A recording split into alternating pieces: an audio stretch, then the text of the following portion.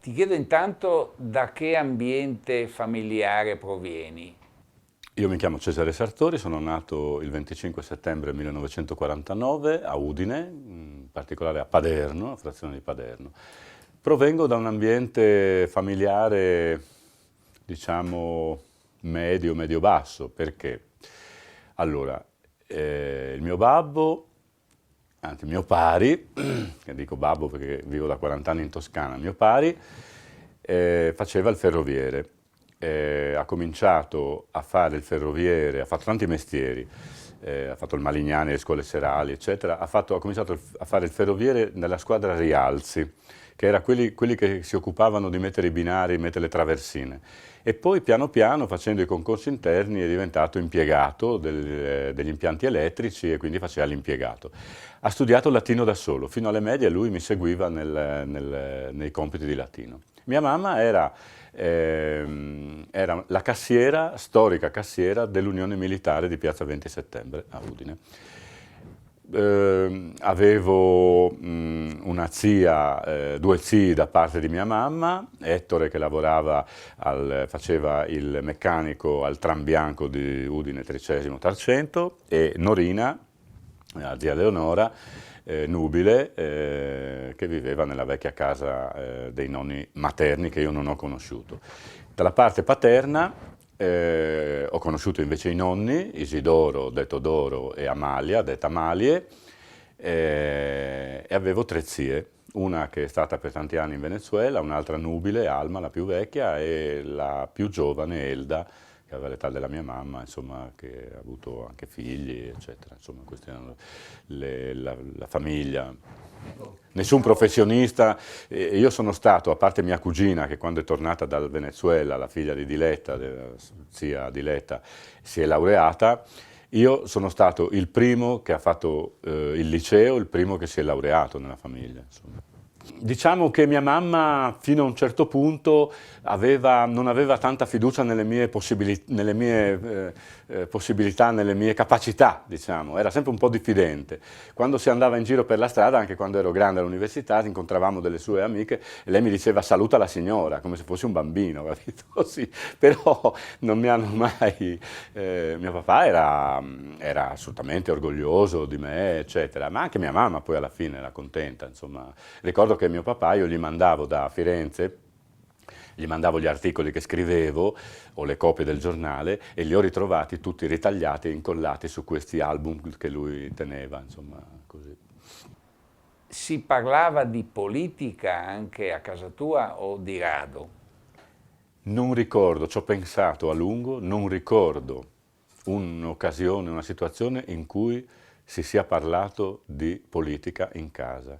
Né con i nonni, a parte la nonna che era una fanatica di Mussolini, che per lei non bisognava toccargli Mussolini, ma non era fascista, era una vecchia italiana innamorata di Mussolini per quello che Mussolini rappresentava, ma non si poteva dire che fosse fascista. Mio nonno probabilmente era blandamente socialista, così come i miei. Per esempio i miei erano credenti ufficialmente, cioè mi mandavano in chiesa a dottrina, a catechismo, no? Così.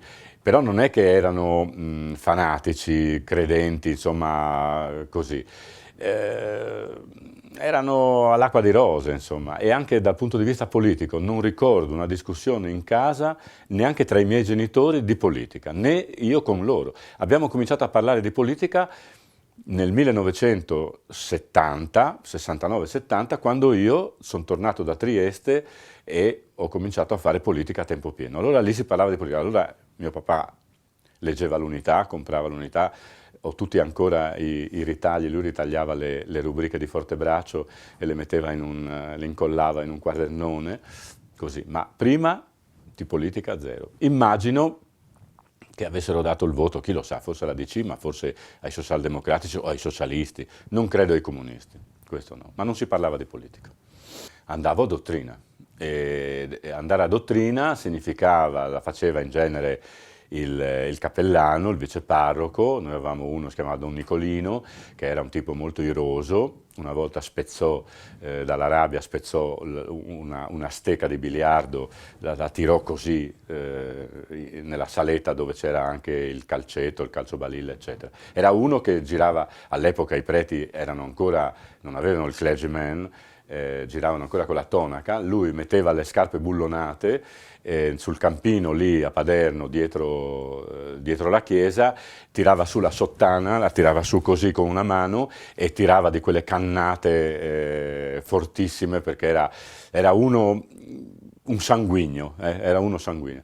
Il mio rapporto però, devo dire che una volta mi chiamò e mi parlò, mi chiese notizie sul sesso, se pensavo alle ragazze, come le pensavo, cose così. Non ho mai avuto problemi di molestie, questo lo posso dire, nessuna molestia di nessun tipo, però, e poi glielo raccontai a mio papà, ero alle medie, lo raccontai a mio papà, e mio papà disse: ringrazialo che ti ha parlato di queste cose, insomma, della sessualità, eccetera. Naturalmente ti chiedevano, quando andavi a confessarti, ti chiedevano quante volte, sì, tu gli dicevi ho commesso atti impuri, no? Dicevi quante volte, con chi, eccetera, eccetera. Ma noi, quando l'oratorio significava anche che d'estate ci si ritrovava tra un gruppo di ragazzini e si andava a fare il bagno nudi nella roggia, perché nella roggia buttavano i tappi della Coca-Cola, e li raccoglievi, li portavi, poi ti davano una Coca-Cola gratis, eccetera. Lì si faceva, all'inizio ci si giocava nudi, poi anche ci si masturbava tutti insieme in circolo, insomma così. Questo era... Ho fatto il chierichetto per tanti anni, poi ho perso la fede intorno alle medie perché non ci credevo più. Mi sono costretto a credere con forza, ma non c'è stato verso, e alla fine ho abbandonato la fede, insomma, così. E la scelta della scuola superiore come è avvenuta? Allora, se fosse stato per mio papà, che ripeto, frequentò il Malignani nelle serali e andava a scuola con gli zoccoli, infatti il professore, quando sentiva sul pavimento di legno tambureggiare gli zoccoli, diceva: arrivano quelli di Padiara, arrivano quelli di Paderno. Io avrei fatto liti, perché per lui era normale che il maschio, l'unico maschio, il figlio unico, facesse il suo tecnico, fosse perito industriale, no? Invece mia mamma, che aveva una forma di ambizione personale per suo figliolo, insomma così, si mise in testa che io dovevo fare il liceo classico. Non un liceo qualunque, il liceo classico. Io all'epoca non sapevo neanche che cos'era il liceo classico. Infatti mi ricordo che il primo giorno di scuola, lì sotto il terrapieno, sotto la salita allo Stellini, il liceo classico di Udine si chiama Jacopo Stellini, io ero terrorizzato perché dicevo: ma io non ce la farò mai a fare questa scuola, sarà troppo difficile per me. Ma mia mamma si era impuntata che dovevo fare per forza il liceo classico, quindi volle che facessi il liceo classico. Non solo, ma riuscì, credo, non so se lei ci mise dello zampino, ma riuscì in qualche modo a farmi finire nella sezione A, che era considerata la sezione migliore, dove poi ho fatto un incontro memorabile che mi ha segnato nella vita, quello con il mio professore di storia e filosofia nei 3 anni finali del liceo. Devo dire un'altra cosa: mio papà è stato sempre un grande lettore.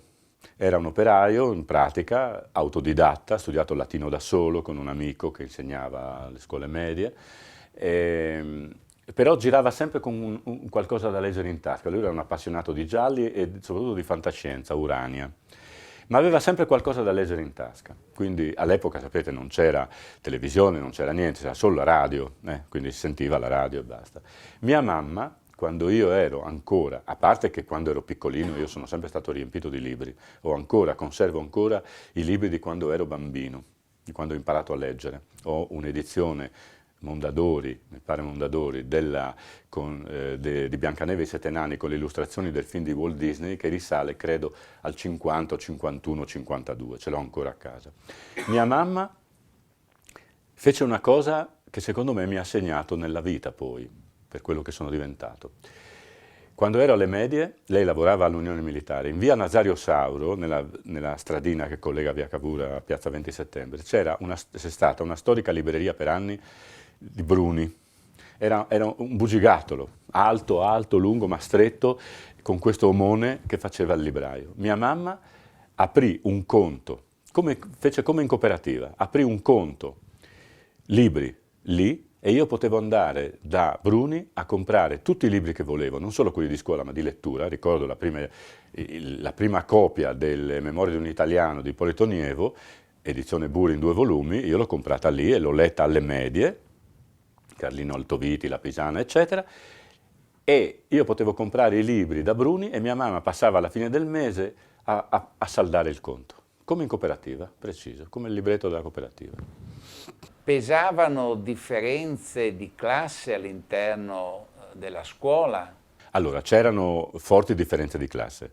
Io ero in una classe dove la gran parte erano tutti figli di professionisti, medici, farmacisti, avvocati, ingegneri, cioè tutta l'upper class udinese. Però c'era anche una parte di noi, minoritaria, che era figli della piccola borghesia, diciamo, impiegati, commessi,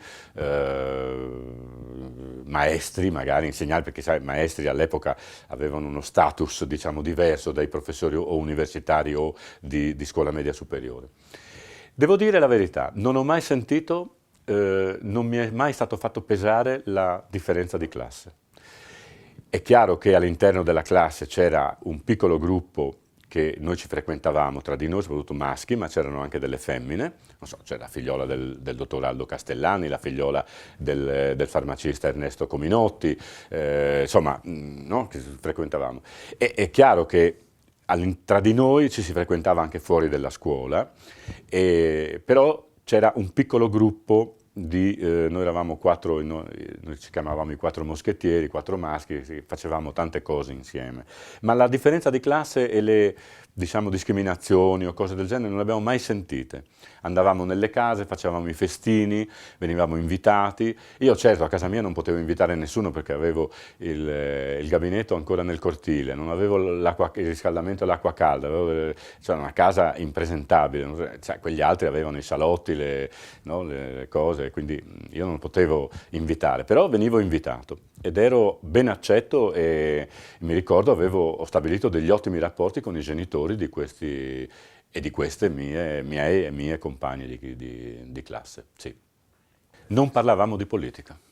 Noi eravamo fino a quando siamo usciti dal liceo, quindi luglio 68, la maturità, noi di politica non parlavamo. Noi parlavamo di canzoni, di libri, ci trovavamo, parlavamo di noi, parlavamo di ragazze tra noi maschi, avevamo i nostri problemi esistenziali, ma la politica era qualcosa che era estranea alla nostra vita di tutti i giorni, alla nostra vita quotidiana.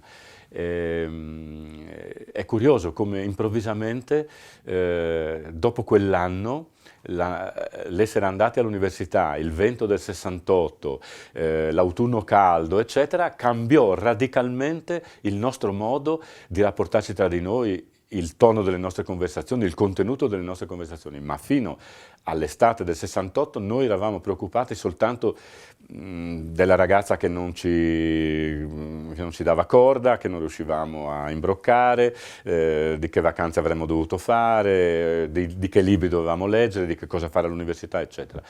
Ma di politica zero. Però certo, col senno di poi, non col senno di oggi, ma anche col senno di qualche anno dopo, ci siamo resi conto di quanto provinciale, chiusa, asfittica fosse l'atmosfera politica udinese, con poche aperture, cioè Udine è cambiata in questi anni, è cambiata enormemente. All'epoca avevamo soltanto qualche persona, qualche professore che ci illuminava la strada, che ci faceva vedere prospettive, orizzonti diversi, ma per il resto era una cappa di piombo Udine, era una cosa, cioè proprio le convenzioni, le tradizioni, le cose, una roba incombente sopra di noi, ecco. Ecco, l'esperienza del liceo classico è stata importante per l'incontro con un professore che ha lasciato un segno a te e a parecchi della tua classe. Sì, abbiamo avuto tanti professori che in qualche modo hanno lasciato un segno. mi ricordo Franco Venturini, insegnava greco, altri, la Lucia Pezzali, la signorina Pezzali, che era stata corteggiata, come ci diceva, ci ricordava sempre, dagli ufficiali di Diaz di Cadorna, che cominciò a insegnare latino e greco nel 25 allo Stellini.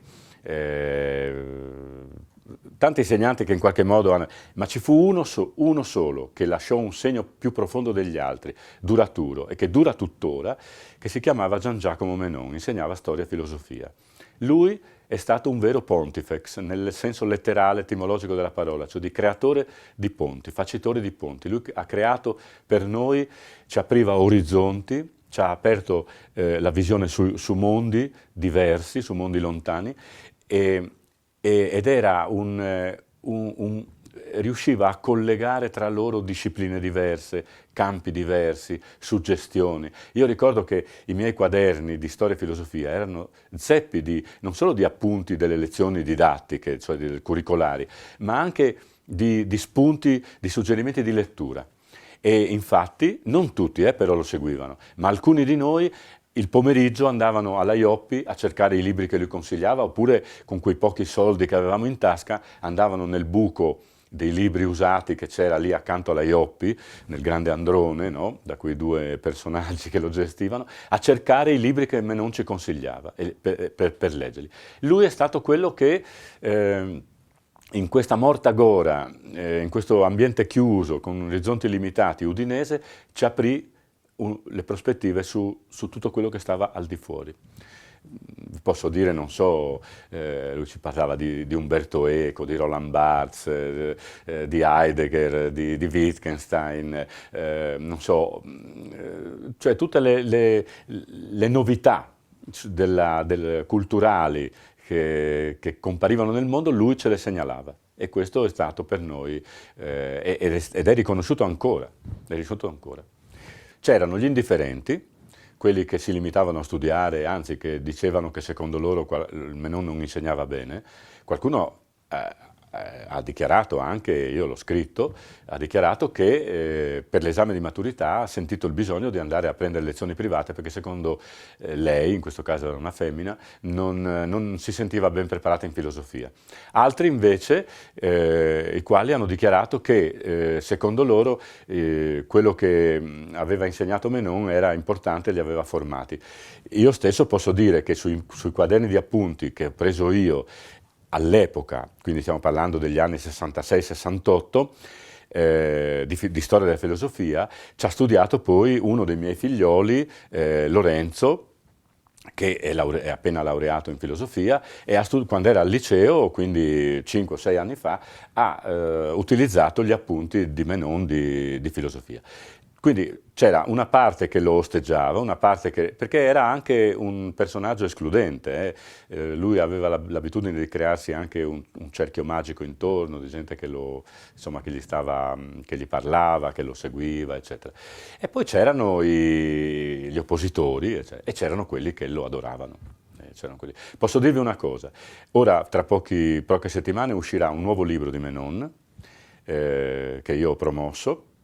Raccoglierà 3 raccolte di sue poesie, perché lui era un poeta anche, 3 raccolte di poesie che lui aveva selezionato in vita e che poi 2 sono state pubblicate, ma una è completamente inedita.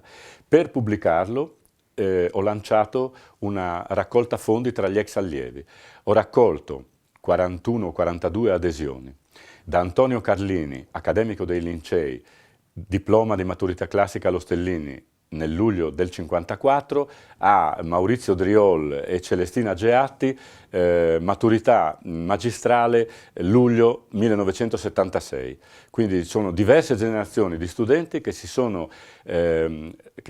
tasseranno di poche decine di euro per pubblicare un libro di un professore che considerano ancora, tuttora, a distanza di 60 anni, di 70 anni, indimenticabile, importante e a cui sono riconoscenti.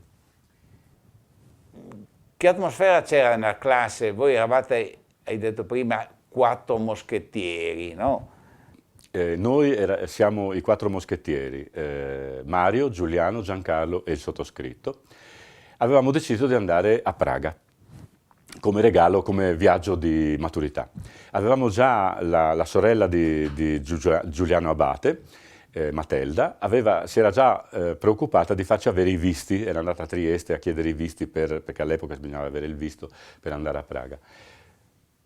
Destino volle che uno sciocco, lo considero sciocco, professore di matematica, non faccio il nome, non importa, l'importante è il gesto, per una forma in parte di ripicca, in parte di malanimo, insomma, fece rimandare uno di noi in matematica e poi gli aggiunsero anche storia dell'arte alla maturità. Lo rimandò a settembre. Per solidarietà gli altri 3 rinunciarono al viaggio a Praga. Fossimo andati a Praga, noi il 21 agosto del 68 saremmo stati in piazza Venceslao circondati dai carri armati sovietici e questo qualcuno di noi ancora gli brucia questo mancato viaggio. I grandi cambiamenti li ho visti dopo. Li ho visti quando sono tornato, quando ho ripreso contatto col Friuli, con la città, che non ho mai abbandonato del tutto, ma diciamo erano più sporadici, avevo i genitori ancora in vita, quindi venivo a trovarli, però era sempre un mordi e fuggi. In questi ultimi anni, invece in questi ultimi diciamo 8 anni, invece ho ricostruito un rapporto molto più profondo con il Friuli e ho scoperto che il Friuli è veramente dentro di me. Il Friuli, la lingua, le tradizioni, le abitudini, gli amici, quelle amicizie anche tra di noi, no? Che io pensavo fossero ormai perse per sempre, dei fili che si fossero lacerati, si fossero spezzati, perché la vita, no, ti porta da un'altra parte, 40 anni in Toscana, insomma così, e invece non era vero.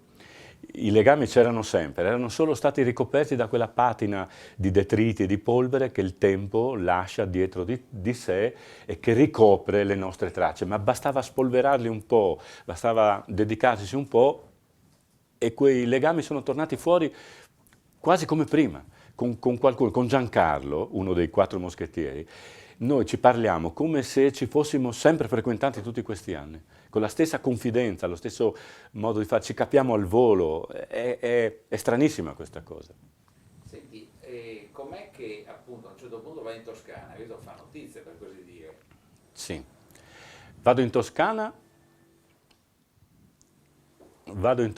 perché Udine mi sembrava, con rispetto parlando, il buco di culo del mondo, dove non succedeva niente, dove c'era proprio... Mi sembrava che tutto, che la vita, la cultura, le aperture, fossero fuori da Udine, lontano da Udine. Vado a Firenze perché? Perché quando ero a Trieste decido, a un certo punto, dopo 3 anni e mezzo, mi pare 3 anni e mezzo, 4, meno di 4 anni, decido che la politica non fa per me. Ci vuole molto pelo sullo stomaco per fare quel tipo di vita lì e io non ho le caratteristiche per fare il politico di professione. Mi rimetto a studiare, non frequento, quindi i miei rapporti con l'università, anche con i compagni dell'università, non ce l'ho più perché vado a Trieste solo a fare esami, studio a casa, studio come un matto.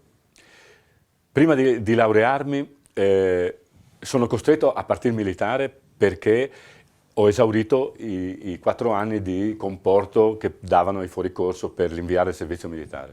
Mentre sono a fare il servizio militare nel Salerno, poi in Napoli, mio papà mi organizza tutto il lavoro della tesi di laurea, che era una tesi di ricerca sull'archivio Volpi di Misurata di Venezia. Prima di partire militare, aprile 76, io alla fine del 75, i primi mesi del 76, ogni giorno, per mesi, prendevo il treno a Udine, andavo a Venezia, andavo a Palazzo Volpi in San Beneto, fotocopiavo migliaia di carte, le riportavo a casa la sera nelle borse, le mettevo lì su un tavolo nel salotto di casa che non veniva mai usato perché a casa mia non si invitava mai nessuno, riempivo questo tavolo di questi pacchi, tutto alla rinfusa, buttavo lì, perché prima di partire sapevo che dovevo partire, quindi prima di partire ho detto accumulo il materiale su cui poi farò la tesi. Mentre sono militare, il mio papà, con la mentalità da impiegato scrupoloso, accurato, attento che aveva, lui giorno dopo giorno, mi ha raccontato mia mamma, lui passava delle ore a selezionare tutto il materiale che avevo raccolto, a dividerlo per annate, a metterlo nei contenitori, nelle filze, a scrivere a che periodo apparteneva, eccetera. Quando io ho finito un anno dopo, aprile 77, ho finito il servizio militare, sono arrivato a casa e ho trovato l'archivio tutto sistemato in ordine alfabetico. Ho dovuto solo decidere di scegliere un periodo storico e un argomento per la tesi di laurea.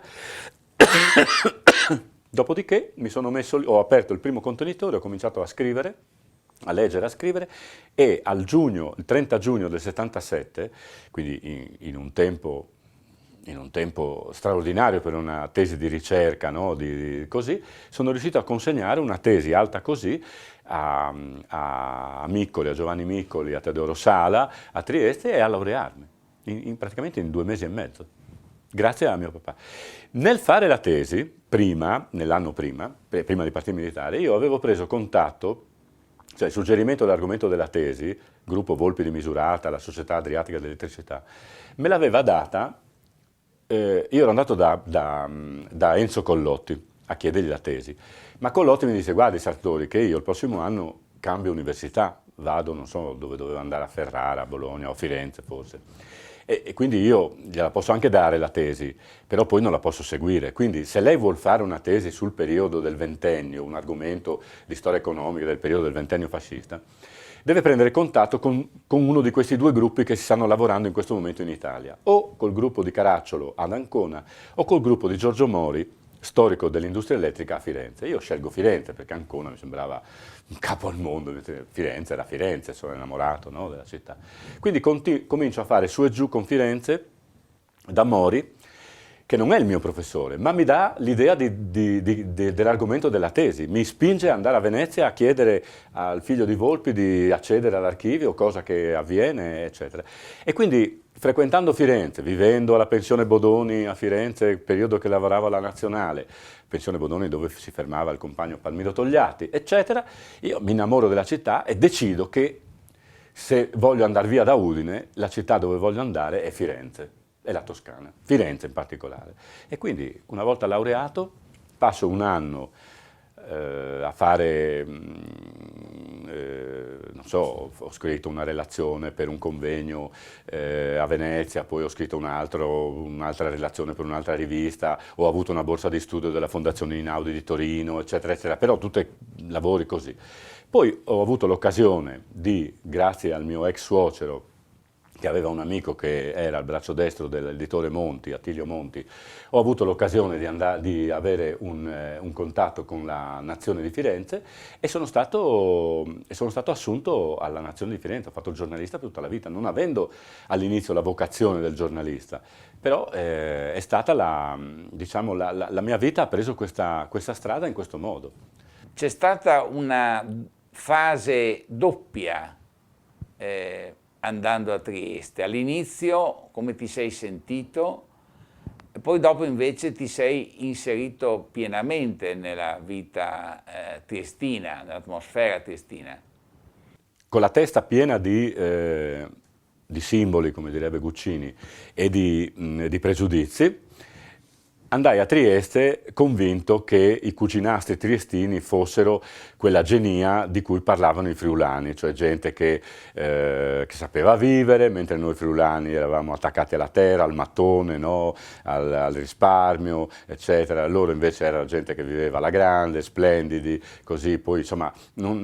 E quindi io avevo questo atteggiamento, vivevo questo atteggiamento pregiudizievole nei confronti dei triestini. Per il primo anno di università non ho frequentato triestini, frequentavo il gruppo dei friulani. Quando dovevo fermarmi a Trieste perché le lezioni o i seminari erano il pomeriggio, io nei giorni di sole prendevo il mio panino e andavo a mangiarmelo da solo sul Molo Audace in Piazza Unità d'Italia, altrimenti mi infilavo in qualche betola in Cavana se pioveva, se era brutto tempo, faceva freddo, e poi prendevo rapidamente il treno, mi rifugiavo nella mia tana sicura in Friuli, a Udine, con i miei amici, i miei compagni, le mie abitudini, eccetera, eccetera. Dopodiché succede che il secondo anno, avendo riportato buoni voti e avendo un reddito familiare non alto, mi assegnano un posto alla Casa dello Studente a Trieste, e quindi la mia vita cambia da così a così. Perché? Perché il fatto di rimanere a dormire a Trieste, di passare le notti a Trieste, quindi di dovermi gestire tutta la vita, no? Dover decidere che cosa mangiare, quante volte mangiare al giorno, perché non è che avevo tanti soldi, che mio papà mi dava tanti soldi, gestire gli studi, gestire le conoscenze, ho cominciato a frequentare i compagni di studi triestini, non solo, ma nelle prime assemblee ho cominciato a prendere la parola, a parlare, a alzarmi in piedi, a alzare la mano, a dire la mia, eccetera, quindi a farmi notare in qualche modo. Quindi mi sono imbrancato con gli amici, poi compagni triestini, sono diventato un Lanfur accettato, perché i triestini all'epoca, i friulani li chiamavano Lanfur all'incontrario, no? Furlan all'incontrario, Lanfur. E sono diventato uno di loro in pratica, e quindi ho imparato. Poi per me Trieste era la mia seconda casa, mentre all'inizio, il primo anno, tornavo a casa tutte le sere, non stavo mai lontano da casa. Quando ho cominciato a vivere a Trieste, avere il posto alla casa dello studente, prima tornavo a casa magari 2 volte per settimana, poi una volta ogni 10 giorni, poi una volta ogni 15 giorni. Poi mio papà, all'epoca noi non avevamo il telefono in casa, e quindi non c'erano i cellulari, i telefoni mobili, eccetera. Mio papà almeno 2 volte, ricordo, che venne giù e mi lasciava i biglietti dal portiere all'Hotel Milano dicendomi come stai, facci sapere come. Perché io non davo notizie di me, cioè mi ero completamente dimenticato di Udine, vivevo completamente immerso nella realtà triestina. È stata una cosa bellissima per me questa. Io avrei voluto fare medicina, anzi c'era il medico di famiglia, il vecchio dottor Minin, Umberto Minin, storico medico condotto di Udine, le cui figlie avevano studiato anche loro allo Stellini, sezione A con Menon, soprattutto la Manuela Minin. Minin, quando veniva, lui che fu anche picchiato dai partigiani, soprattutto la guerra, perché era stato considerato fascista, era signore della milizia, eccetera, lui veniva nella mia stanzetta a Paderno, via Pallanza, entrava e tutta la stanza era tappezzata con i manifesti Ho Chi Minh, Che Guevara, no? Contro la guerra del Vietnam, eccetera, eccetera. E lui non batteva ciglio, non faceva commenti, faceva citazioni in greco antico, e una volta mi disse: se tu decidi di fare, lui aveva 3 figlie, nessuna delle quali aveva voluto fare medicina, se tu decidi di fare medicina, io ti lascio l'ambulatorio. Però i miei pensavano che non pensavano che di avere la possibilità di mantenermi agli studi per tanti anni era una scelta, insomma, molto impegnativa, e quindi optai per filosofia. Però non si opposero, non fecero nessuna. Non è che volevano che io facessi una cosa invece che un'altra. La scelta della facoltà, io ho scelto filosofia perché ero sotto la grande impressione, grande influenza di questo professore di storia e filosofia, quindi per me in quel momento la filosofia era la mia strada, la strada che io volevo, la cosa che io avrei voluto studiare e fare nella mia vita. Dopodiché arrivo a Trieste, in partibus infidelium, perché voi sapete che tra udinesi, tra friulani e triestini, no, non corre buon sangue, o almeno non correva buon sangue all'epoca, un po' come tra pisani e livornesi, tutte queste forme, questi pregiudizi etnologici, etnografici, senza senso ovviamente, assolutamente campati per aria, però esistevano, io li subivo, eccetera. Volevo fare filosofia. Peccato che non avevo fatto i conti con la realtà era il 68. 68 ha significato l'irruzione nella nostra vita, 68 e poi l'autunno caldo, 69 soprattutto, e poi Piazza Fontana, la strategia della tensione, le bombe, eccetera, eccetera, ha significato l'irruzione violenta nelle nostre vite della politica, del sindacato, delle lotte, del movimento operaio e studentesco. E quindi diciamo che la poesia, io ero un grande, scrivevo poesie per conto mio, leggevo tanta poesia, eccetera, la poesia, la filosofia, eccetera, a un certo punto in quel periodo, in quel frangente, hanno perso di importanza. Mi sono reso conto che in quel momento bisogna fare altre cose, bisogna impegnarsi in altre cose, quindi nella politica, nel movimento, eccetera. Giancarlo studiava medicina a Padova. Giuliano studiava sociologia a Trento, Mario studiava architettura a Venezia, io studiavo filosofia a Trieste. Per i primi 2 anni, finché diciamo le cose, ma anche dopo, noi ci trovavamo il fine settimana. Mi ricordo che era il periodo in cui, mi pare verso la fine del 69, primi del 70, mi ricordo che sia io che Mario stavamo leggendo in contemporanea Cent'anni di solitudine di Garcia Marquez. E questo libro che ci piaceva tantissimo, mi ricordo che ci trovavamo a casa di Mario e ci leggevamo a vicenda le parti e ci ridevamo sopra le parti che ci erano piaciute di più di questo libro. Con i Quattro Moschettini abbiamo mantenuto sempre un rapporto. Diciamo che con Giancarlo, che studiava medicina, un po' meno si è raffreddato. Con Mario e con Giuliano un po' di più.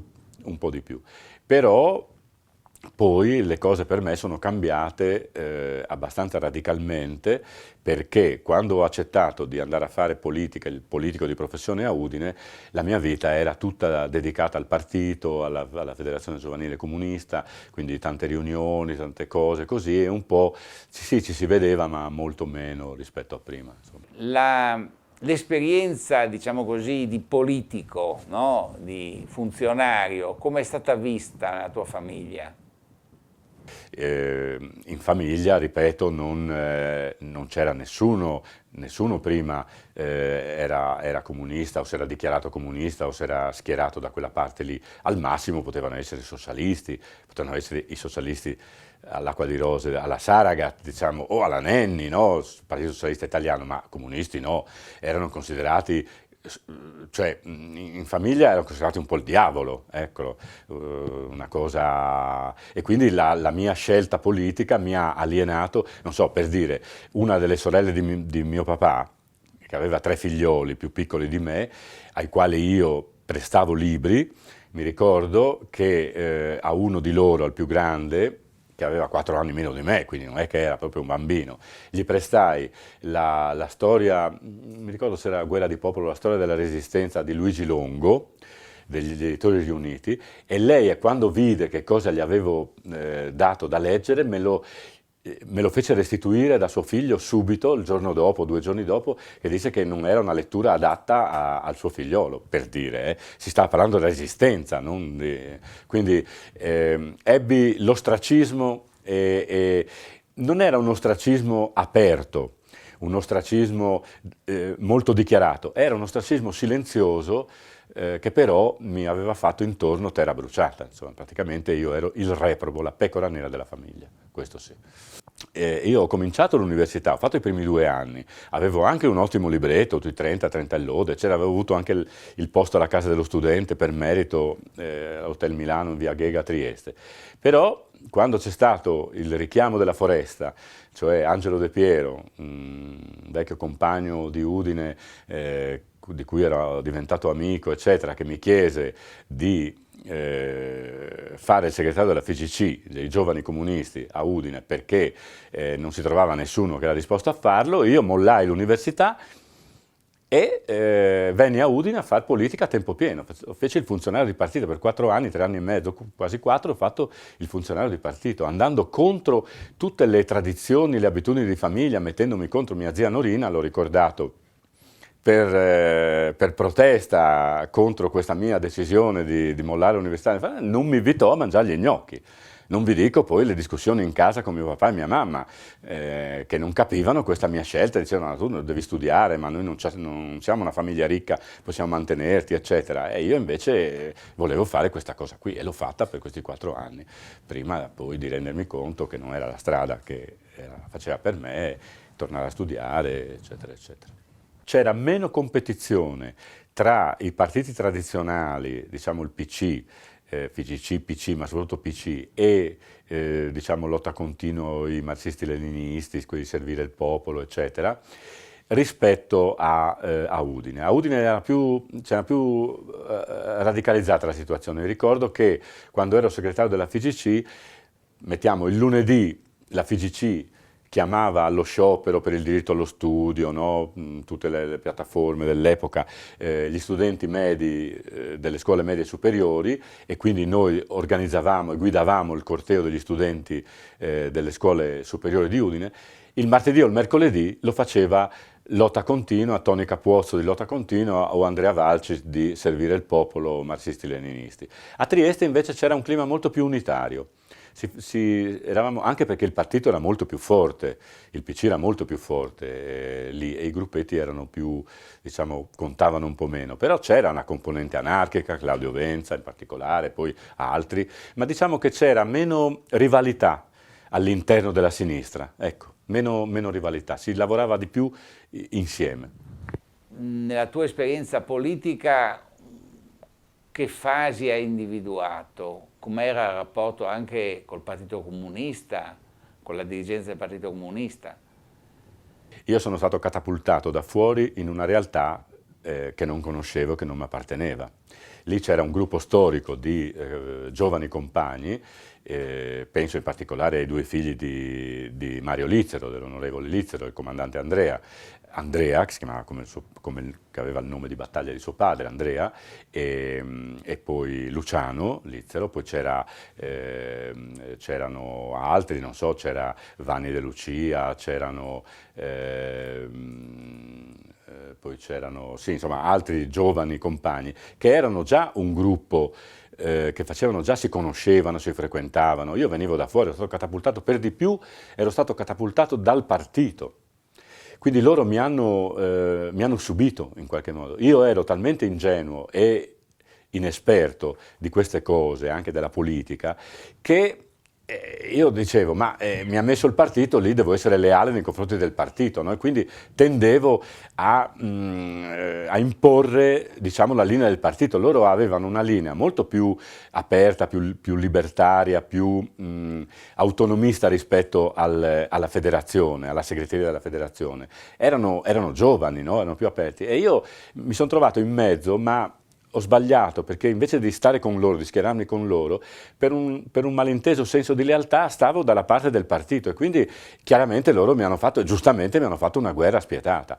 Alla fine ho retto mi pare per un anno e mezzo, e al successivo congresso hanno eletto un altro segretario della FIGC, e io mollato, ho fatto, poi mi ricordo che Arnaldo Baraccetti, che era deputato, volle a tutti i modi che io facessi il vice segretario della Lega per le autonomie locali, che era, diciamo, l'antenata dell'ANCI. Mi ricordo che il segretario era un professore, un mite professore siciliano, si chiama Cavallaro, che era un vaso di coccio nelle mani di Baraccetti, che era un fulmine di guerra, era veramente un carro armato che non conosceva, e lui cercava di resistere, Cavallaro, mi ricordo, e io ero anche lì il braccio armato di Baraccetti, che doveva imporre le cose a Cavallaro, il quale me le faceva anche lui cadere dall'alto, perché sapeva che non poteva fare troppo la guerra a Baraccetti, però me la faceva pagare cara questa faccenda. Così. Però è stata una buona scuola, perché sia nelle assemblee a Trieste, assemblee studentesche, sia nella vita di partito, ho imparato tanto, ho imparato a parlare in pubblico, ho imparato a gestire assemblee tumultuose, a fare riunioni di partito, quindi a muovermi in un ambiente politico quasi da cospiratori, no? Perché era una forza di minoranza il partito all'epoca, a guidare i cortei, insomma, ho preso la patente, che per ultimo di tutto il gruppo a prendere la patente. Ho fatto il primo viaggio in aereo, usando i biglietti aerei che avevano a disposizione i deputati e i senatori, che dovevano versarli in federazione per tutte le esigenze. Quando io andavo al comitato centrale della FIGC, dove c'erano i giovani D'Alema, i giovani Veltroni, i giovani Mussi, segretario Renzo Imbeni, poi sindaco di Bologna, il primo aereo l'ho preso da Ronchi dei Legionari con un biglietto di un deputato del partito, per risparmiare ovviamente. Sì. Bisogna ricordare che il Partito Comunista Italiano all'epoca, ora non ho le cifre, le dimensioni, diciamo, statistiche, però era una minoranza, no? A parte alcune isole rosse, la Bassa Friulana, il il Monfalconese, perché c'era l'Italcantieri, e la Carnia, certe zone della Carnia, penso a Pesaris, quella zona lì, Prato Carnico, dove c'era un'antica tradizione anarchica e comunista, e il resto era un mare bianco, con punte anche nere. Penso alla zona di Sedegliano, Flaibano, tutta quella zona lì era roba, paese di Turoldo, insomma era roba, sì, tra il bianco e il nero, di rosso zero. Quindi la federazione era un fortino, era un fortilizio, eravamo assediati, mi ricordo anche ci furono delle manifestazioni, ci furono dei tentativi dei fascisti di venire ad aggredirci, insomma così furono respinti. Con perdite loro, però era un fortilizio. Ricordo che non so se fu una scelta diciamo politico-organizzativa o se era già la palazzina così, ma la palazzina di Viale Duodo, dove aveva sede la federazione, aveva tutte gli sporti, le finestre tutte con le ringhiere di ferro che la coprivano, insomma, penso fossero state messe apposta per evitare lanci di molotov o di mattoni o di cose.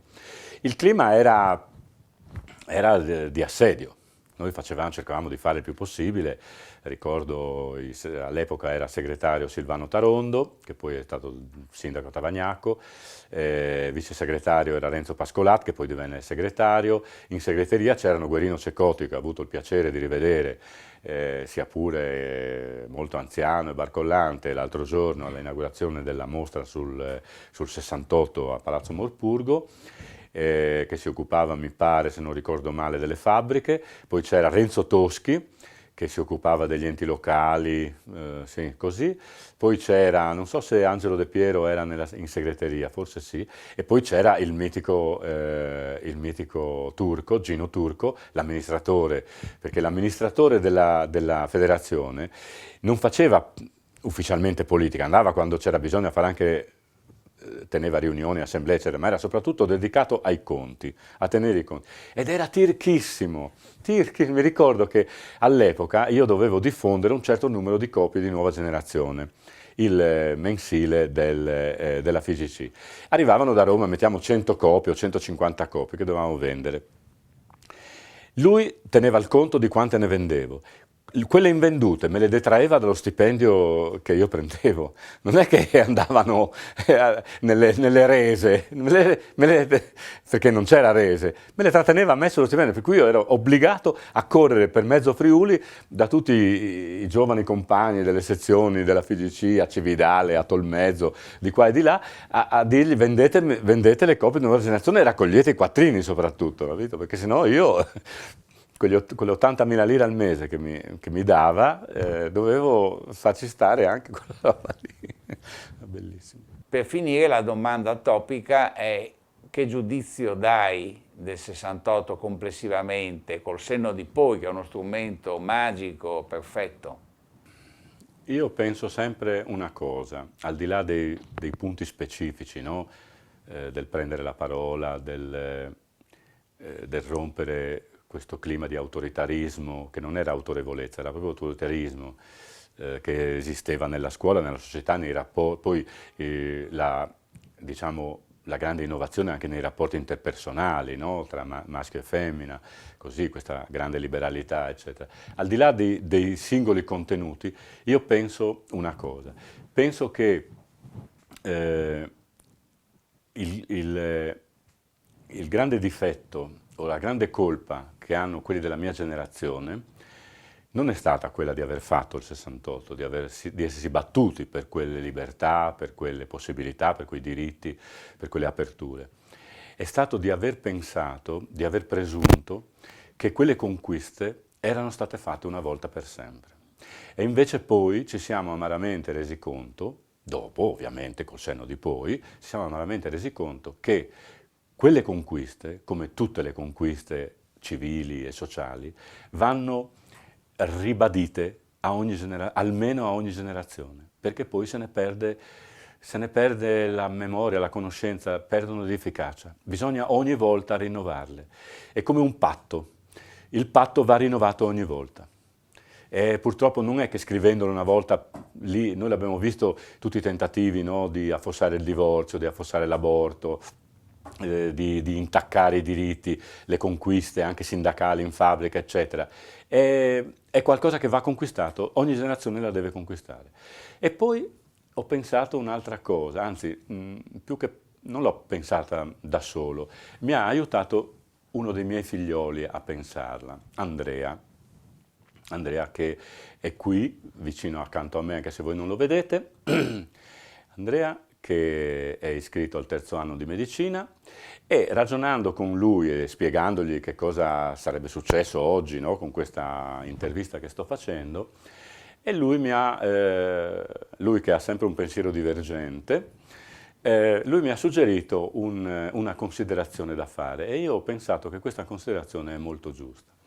Noi ci siamo battuti nel 68 e anni seguenti ovviamente, ci siamo battuti per la libertà per poter parlare, per poter contro l'autorità, anzi noi eravamo contro l'autoritarismo, ma anche contro l'autorità costituita. E beh, tutte queste cose ci si sono rivoltate contro, se ci pensate. La libertà di dire è diventata la libertà di sparare cazzate, che chiunque può, come dice Umberto Eco, mentre una volta c'era quello che raccontava le sue balle al bar tra 3 di loro e le sue cazzate le diceva al bar, adesso purtroppo le raccontano in una platea di migliaia di uditori e ascoltatori, tutti a loro volta vogliono dirla loro, magari sono incompetenti, discutono di vaccini, se vaccinarsi o no, e non sanno un tubo di che cosa è un vaccino, eccetera. L'incompetenza è diventata forma di autorità, no? L'autosefa, l'ipse dixit. Ecco, una volta l'ipse dixit era uno che quello che diceva era uno perché aveva studiato, aveva competenze, aveva esperienza, eccetera. Adesso chiunque, il primo che passa per la strada, dice la sua su qualunque argomento. E questo è il girone di ritorno del 68. E questa riflessione la devo a mio figlio Andrea. Per finire ti chiedo un film, una canzone, un libro, che possono anche non essere legati direttamente al 68, ma che per te hanno avuto un senso formativo. Allora, io chiederò a voi di essere generosi, perché un libro è poco, una canzone è poco e un film è poco. E saranno però in gran parte e soprattutto libri, film e canzoni legate a quel momento, al 68 e dintorni. Che dintorni vuol dire non soltanto gli anni seguenti, vuol dire anche 66 o 67. Allora, sicuramente tra i libri, un libro che abbiamo amato molto, soprattutto 2 di noi moschettieri, Mario ed io, fu i 7 Pillars of Wisdom, i 7 pilastri della saggezza di T.H. Lawrence d'Arabia, sulla suggestione l'emozione che ci creò il film di David Lean, musica di Maurice Jarre, con Omar Sharif e Peter O'Toole. Questo fu un libro che sicuramente noi abbiamo letto e riletto ed appartiene a quegli anni per noi. Un altro libro è stato, come ho detto prima, 100 anni di solitudine, ma anche Herzog di Solbello, che mi fu regalato da una ragazza con cui amoreggiavo all'epoca e che me lo fece scoprire lei, la Ingrid, fece scoprire Herzog, grande libro. E poi l'antologia di Spoon River, che io ho continuato a leggere, a rileggere, a consigliare, a regalare fino a ieri l'altro, per dire anche ai miei figlioli, a chiunque. E leggevo tanta poesia. Tanti libri di poesia, García Lorca, Pablo Neruda soprattutto, perché erano quelli che servivano, almeno secondo la mia opinione all'epoca, secondo il mio pensiero, dovevano servire a imbroccare le ragazze. Poi in realtà con la poesia si andava poco lontano, però io ci provavo, no? Neruda e Lorca sono poeti d'amore per definizione, eccetera, ma anche altri, Saint John Perse, Marina Svetaeva, Anna Akhmatova e quel grande poeta che è stato il medico di Melicucca, Lorenzo Calogero. Questo per i libri.